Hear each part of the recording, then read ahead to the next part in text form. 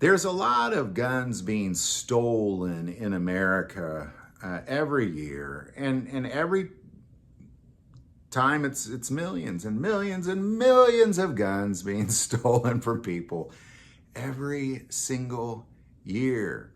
And oftentimes we see a lot of anti-Second Amendment effort going towards people like me going to be able to go to a store and buy a gun, when the reality is if I was a criminal, I don't need to go to the store and get a gun. I can just steal a gun, or I can buy a stolen gun. There's so many of them.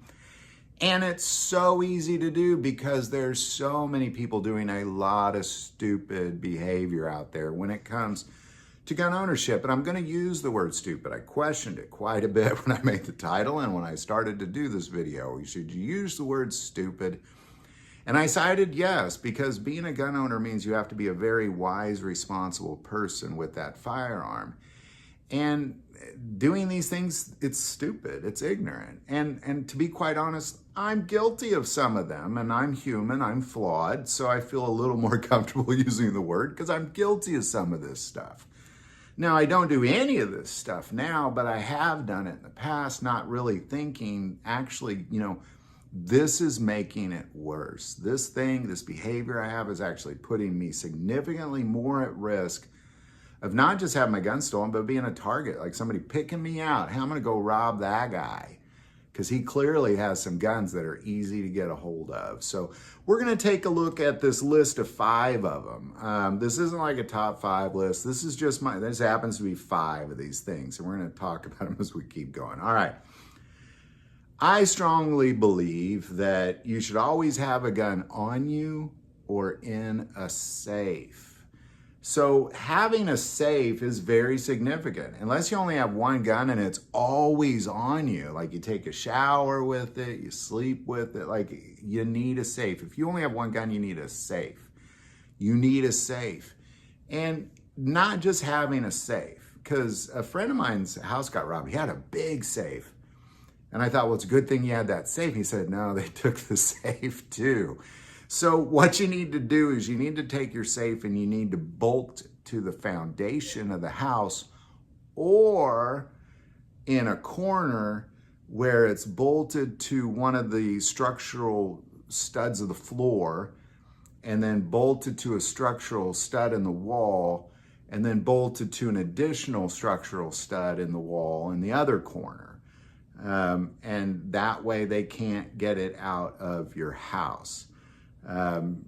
Definitely have your safe structurally, very structurally supported to that foundation to where it's a big deal to get that thing out of there.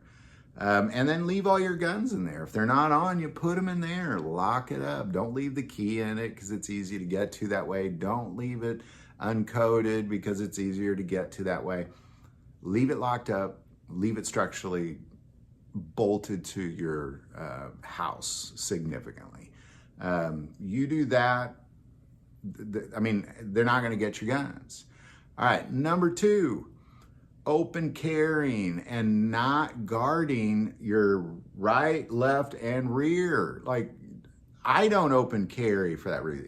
I'm a proud gun carrier. I'm not like against open carrying. For like when I see people in open carrying, I'm like, oh, look at them carrying a gun. Like that, it has nothing to do with that. What it has to do with is I just don't want to make myself a target. Just YouTube videos of people having their guns stolen from them out of their holster. You just sit there and watch it for hours and hours of people just standing in a store, waiting in line, and the guy behind him. You can't watch all your angles all the time. And if you're gonna open carry, make sure you're guarding those sides. I spent a lot of time in New York City and I can't get over it, man. When I walk down the street, I will definitely turn around as I walk and do a full 360 as I continue to walk. And I do that 2-3 times a block because I always want to know what's coming up behind me. And I'm not open carrying. Like if I was open carrying, I think I'd just be doing circles as I walk down the street. So I'm not gonna open carry for that reason. But the other piece is a high retention holder. Regardless of how you're carrying, you need a high retention holster.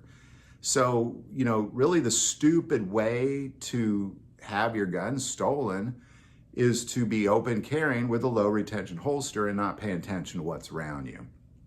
And for me, that's all just too much worry to be focused on when I really need to be focused on the people around me, not securing my firearm. My firearm should just be secure and hidden, in my humble opinion.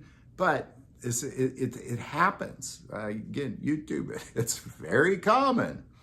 Number 3, this is the dumbest of them all, is putting stickers on your car, talking about all your guns, like I've seen the family of guns where like you got an AK daddy and an AR mama and a little Glock kids, or protected by Smith & Wesson, or, just you put all this bragging about you owning guns on your car.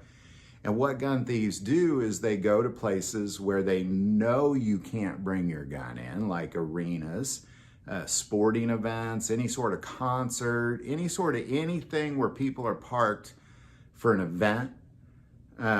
They're driving up and down the aisles looking specifically for those stickers. Best case scenario, your car gets broken into, your windows are destroyed, and whatever is in there is stolen. Worst case scenario, all that plus your guns. It's foolish.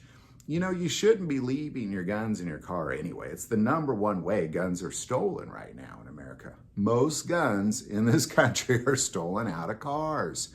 Now, what can you do about it? Because I know there's times you can't bring your gun in.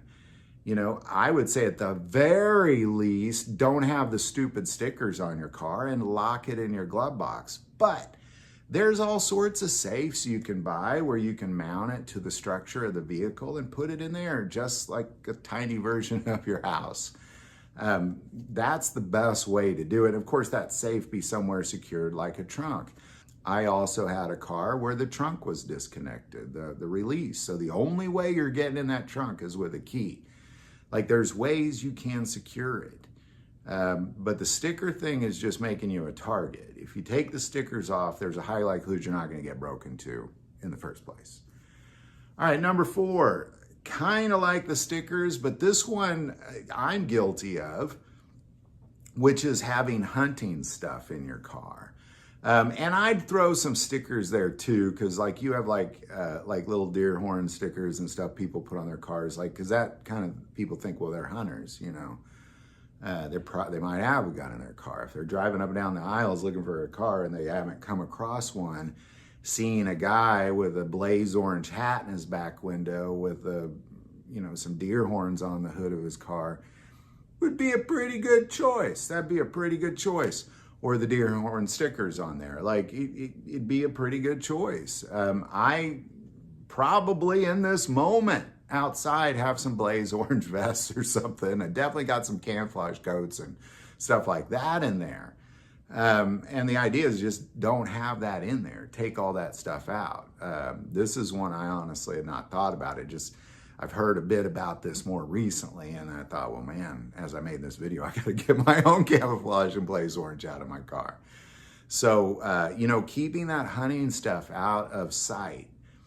Definitely don't advertise you're a hunter. Don't be like little deer hunter stickers. Take them off your car. Don't have them there, because when they can't come across a protected by Glock sticker, they're picking the hunters next. I can promise you, and that makes you a target.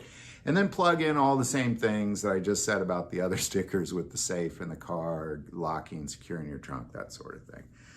All right, and now this last one is one that I also have been guilty of in the past. I am not anymore, but it's having stickers on your house. Having something that says, protected by Smith & Wesson. I understand the point behind it. I fully do. It's to make somebody second guess themselves. Hey, should I break into this house or that house? Well, they have a gun. I don't want to get shot. Maybe I pick this other target because it's a softer target. But if they're looking for guns, that's the house they're going to pick. Guns are a good target. When somebody's digging through a house, you got things like cash, jewelry, and guns. Those are the big ones. Electronics aren't so much anymore, to be honest, because most people just have throwaway TVs and little plug-in Bluetooth speakers. That's not really a piece that people are after much anymore. It's mostly cash, jewelry, and guns. So you wouldn't put a diamond necklace on your front door saying, protected by Zales or something, protected by Tiffany's. And I obviously, that defeats the purpose of scaring somebody, but you wouldn't do that. You wouldn't let somebody know you have diamond necklaces in your house, and you shouldn't let people know you have guns in your house either. The only way they should know you have guns is when they're looking at the wrong end of it, because they broke into the wrong house. So there you go, man. Keep your guns safe and secure. If it's not on you, have it locked in a safe. Any thoughts or insight on any of this, especially any insights you might have, definitely put that below. I do want to take a moment and say most people watch this channel, hey, they're not subscribers. Click that subscribe button. It greatly increases the algorithm and our ability to get these messages out. That link is below. But most important part of this channel, we take prayer requests. Don't ever, ever hesitate to send that stuff in. Thank you for watching this episode of God, Family, and Guns. And as always, love God, love your family, and love guns.